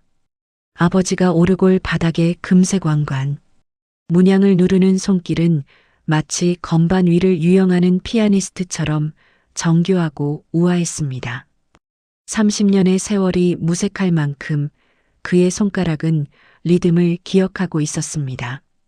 최 이사와 일당들이 당황하며 총구를 겨눈 일촉즉발의 상황, 오르골 내부에서 드르륵 하는 톱니바퀴 맞물리는 소리가 나더니 이내 맑은 금소금과 함께 밑바닥 전체가 부드럽게 열렸습니다. 그곳에는 지훈이 이전에 발견했던 마이크로 필름보다 훨씬 더 정교하게 숨겨진 아주 얇은 은색 카드가 하나 들어 있었습니다. 그리고 그 카드가 모습을 드러내는 순간 오르골의 노래가 바뀌었습니다. 지금까지 들렸던 슬픈 단조의 멜로디가 아닌 희망차고 찬란한 장조의 화음이 요양원의 뒷마당을 가득 채웠습니다. 이건 수연의 왈츠잖아. 최 이사가 멍하니 중얼거렸습니다. 선진가 사람이라면 누구나 아는 곡, 강수연이 남편 태훈을 위해 작곡했다는 전설적인 사랑의 노래였습니다. 아버지는 그 선율을 들으며 감았던 눈을 천천히 떴습니다. 그 눈에는 더 이상 치매 노인의 흐릿함은 없었습니다. 오직 아들을 지키려는 아버지의 단단한 의지만이 빛나고 있었습니다. 내 놈들이 찾는 게 이 카드냐? 선진그룹의 미래를 결정지을 최후의 신탁 자산 계좌. 그리고 강대식의 살인 교사를 증명할 음성 파일이 담긴 이 카드. 아버지의 목소리는 낮고 묵직했습니다. 지훈은 전율을 느꼈습니다. 아버지는 기억을 잃은 것이 아니었습니다. 아니, 어쩌면 너무나 거대한 고통으로부터 자신을 보호하기 위해 스스로 기억을 봉인했던 것일지도 모릅니다. 하지만 아들이 위험에 처하자 그 봉인을 풀고 돌아온 것입니다. 당장 내놔. 그걸 준다면 내 놈과 그 애송이 목숨만은 살려주마. 최 이사가 달려들려던 찰나 요양원 정문 쪽에서 거대한 사이렌 소리와 함께 경찰차들이 들이닥쳤습니다. 김 팀장이 미리 연락해둔 특수수사팀이었습니다. 최 이사 늦었어. 강대식 부회장은 이미 모든 혐의를 자백했다. 내가 관리하던 비자금 세탁 장부도 이미 검찰 손에 들어갔지. 김 팀장의 외침과 함께 경찰들이 쏟아져 들어왔고 최 이사와 일당들은 저항 한번 못 해보고 제압되었습니다. 지훈은 힘이 풀려 주저앉으려는 아버지를 부축했습니다. 아버지는 지훈의 얼굴을 쓰다듬으며 희미하게 웃었습니다. 지훈아, 장하다. 내 아들. 수연이가 너를 정말 훌륭하게 키웠구나. 사연을 듣고 계신 여러분, 부모의 사랑은 때로 의학의 한계를 뛰어넘습니다. 30년을 멈춰있던 기억을 깨운 것은 약물도 수술도 아닌 자식을 향한 본능적인 보호 본능이었습니다. 지훈이 되찾은 아버지가 다시는 길을 잃지 않도록 여러분의 따뜻한 응원의 댓글 부탁드립니다. 구독과 좋아요는 지훈의 새로운 시작에 큰 힘이 됩니다. 경찰의 조사를 마친 후 지훈은 아버지를 모시고 다시 서울로 향했습니다. 이번에는 도망자가 아닌 승리자의 걸음이었습니다. 차 안에서 아버지는 오르골을 소중히 어루만지며 지훈에게 그간의 이야기를 들려주었습니다. 사실 수연이는 알고 있었단다. 강대식이 나를 죽이려 할 거라는 걸. 그래서 내가 사고를 당하기 전 미리 이 오르골을 만들어내게 주었지. 태훈 씨, 만약 우리에게 무슨 일이 생기면 이 소리를 따라오세요라고 말하면서 아버지는 30년 전 그날을 떠올리며 눈시울을 붉혔습니다. 강대식의 사주를 받은 트럭이 아버지의 차를 들이받았을 때 아버지는 구사일생으로 절벽 아래 강물로 떨어졌습니다. 그리고 기억을 잃은 채 떠돌다 이곳 요양원까지 흘러 들어온 것이었습니다. 어머니 수연은 남편이 죽은 줄로만 알고 지훈을 데리고 숨어 살았지만 죽기 직전까지도 남편의 생존을 믿으며 이 오르골 속에 진실을 숨겨두었던 것입니다. 이제 모든 게 제자리로 돌아갈 거예요, 아버지. 할아버지의 누명도 벗겨드리고 엄마의 명예도 되찾을 거예요. 지훈의 다짐에 아버지는 고개를 끄덕이며 지훈의 손을 꽉 잡았습니다.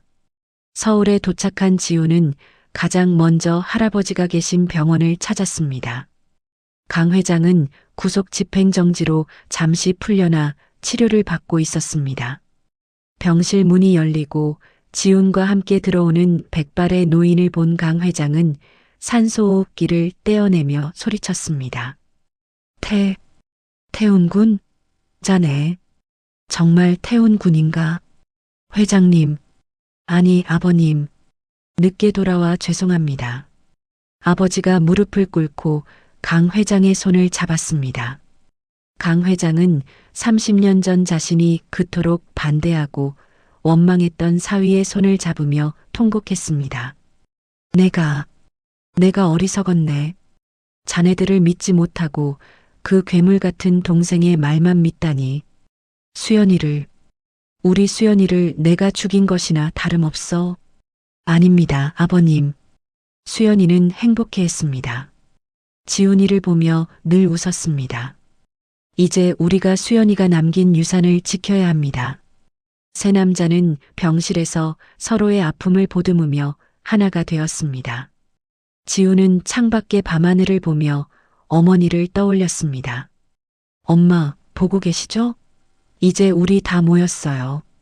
엄마가 지키려 했던 오르골 소리가 이제 우리 가족을 하나로 묶어주고 있어요.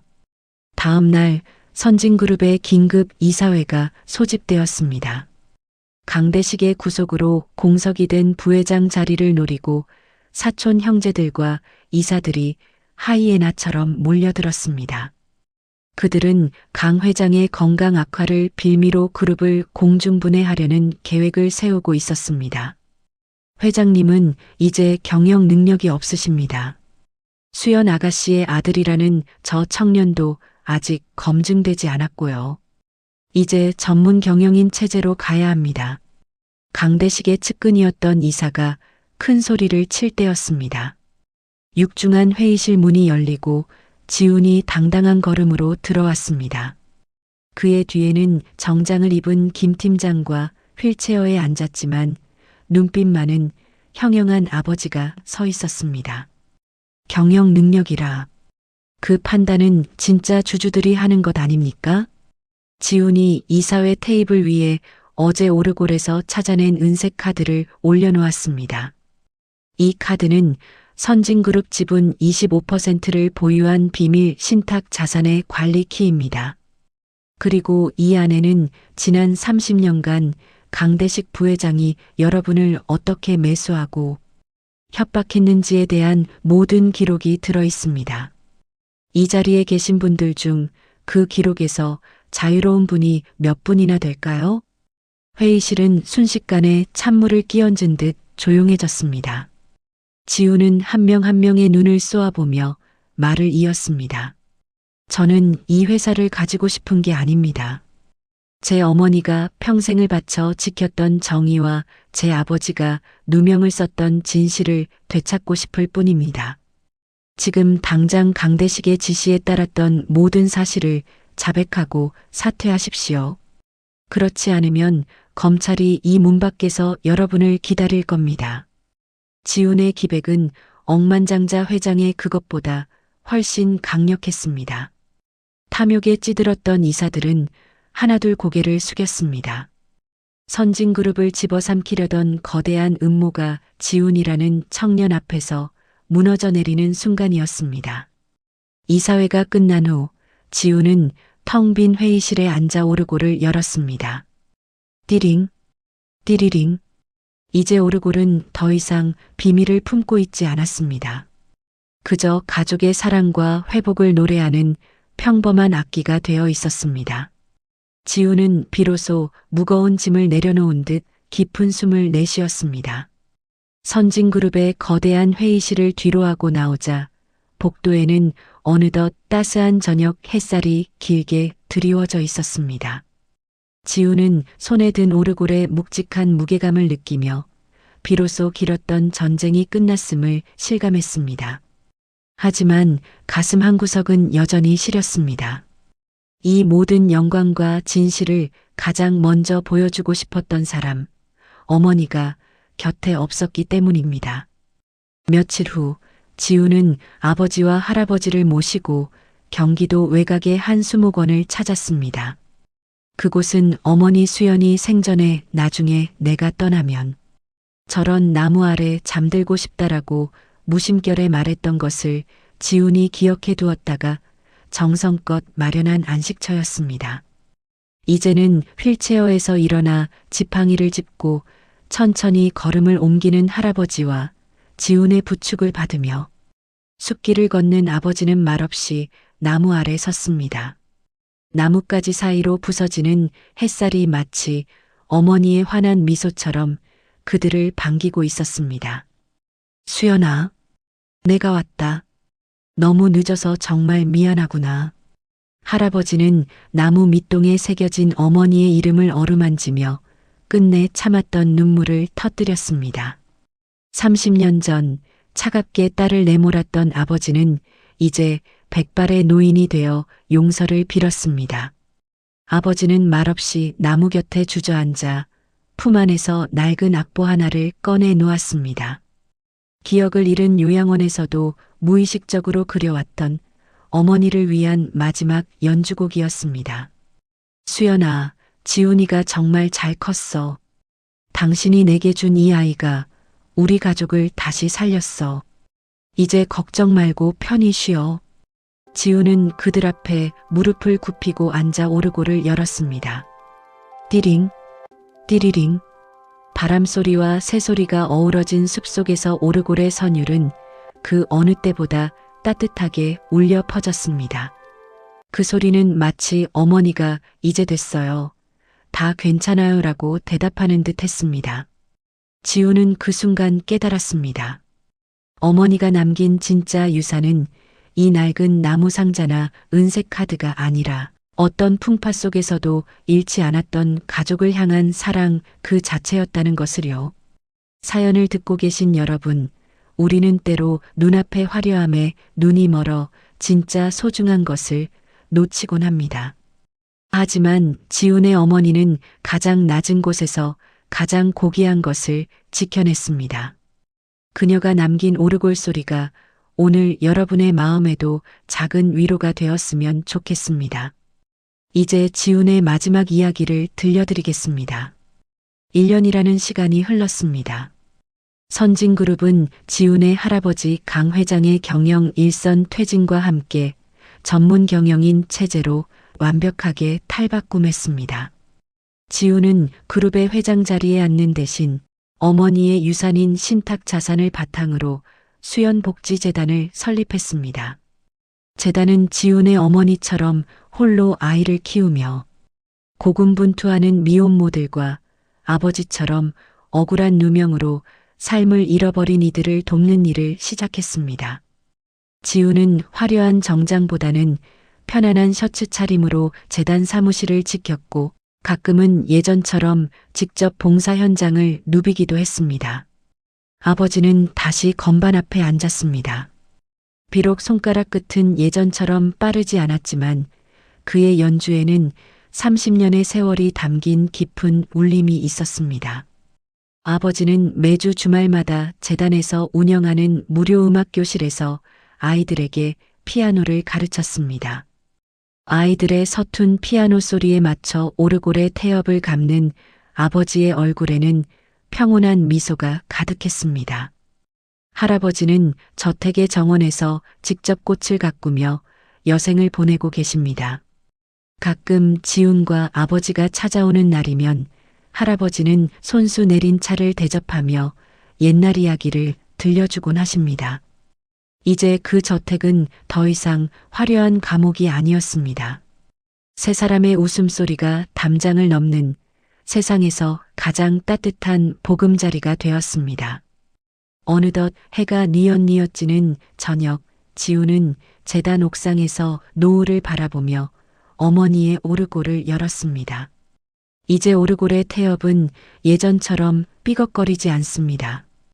30년 동안 맺혔던 한이 풀린 듯 소리는 한없이 맑고 투명했습니다. 지우는 생각했습니다. 우리 인생은 때로 고장난 오르골처럼 불협화음을 내고 멈춰버리기도 합니다.